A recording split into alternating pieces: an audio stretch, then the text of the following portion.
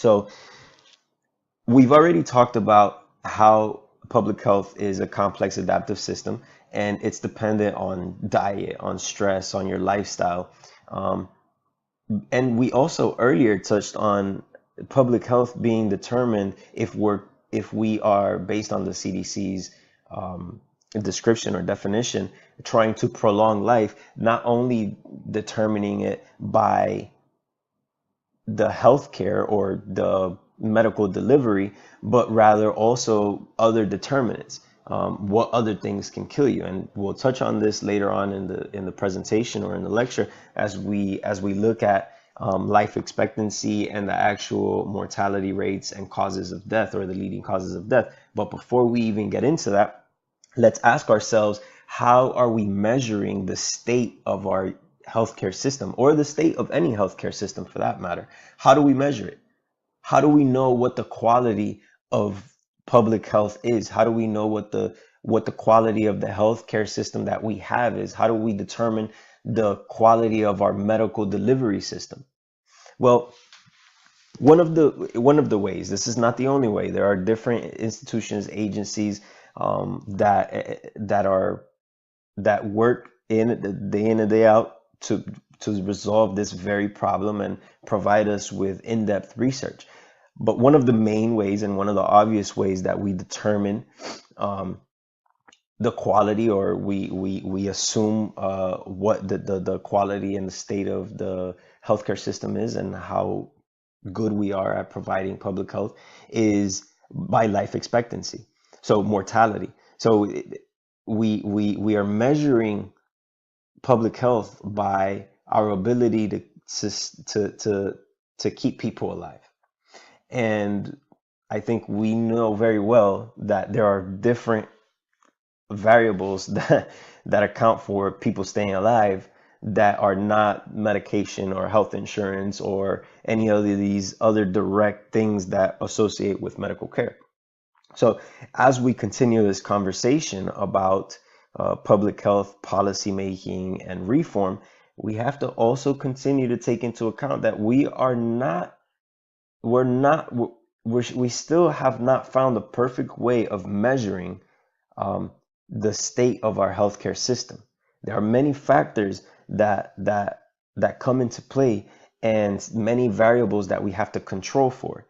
So in reading research, in pulling up different studies to determine and to say, well, the healthcare system is poor and you can see because of this, we have to take that with a grain of salt, and we have to look at the different controls that are being accounted for and how they're being accounted for, because there's many different variables, and also various different causes for the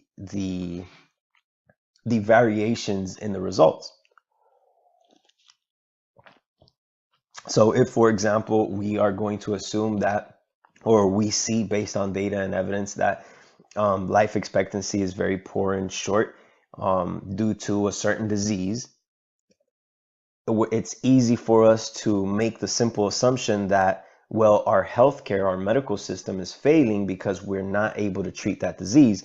However, it may be that, well, what we should ask perhaps is, well, why is that disease so prominent in the first place? Because obviously, or maybe we're actually we're capable of treating the disease, but we shouldn't be worried about treating the disease. We should be worried about preventing the disease. And so medicine becomes prevention.